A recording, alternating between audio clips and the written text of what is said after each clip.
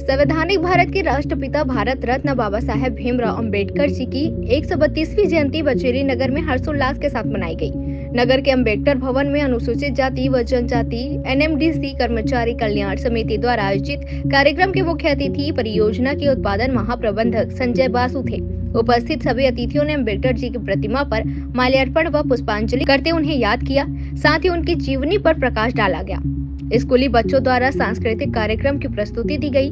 अनुसूचित जाति व जनजाति कर्मचारी कल्याण समिति के जागेश्वर प्रसाद ने अम्बेडकर जी की जीवनी पर प्रकाश डालते हुए उनके बारे में उपस्थित सभी को विस्तृत जानकारी दी।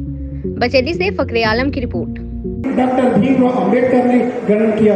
डॉक्टर भीमराव अंबेडकर अर्थशास्त्र के पंडित थे। उन्होंने ESI एम्प्लॉय स्टेट इंश्योरेंस नियम के तहत, जिस अधिनियम के तहत कर्मचारियों को प्रोटेक्ट फंड, शारीरिक अक्षमता होने पर कंपनसेशन की नीति, मेडिकल की फैसिलिटी मिलता है, वह उसी अधिनियम के तहत दिया जाता है।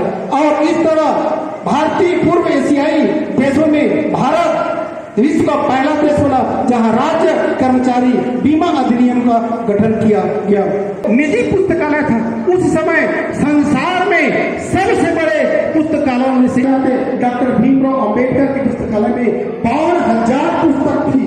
हमें सम्मान लेना है तो वह स्वाधीनता पर ही आधारित है। उसके बिना हम लोगों का सेवा, हम लोगों का आराधना नहीं कर सकते। इसलिए हमें जल्द से जल्द हमें आजादी चाहिए।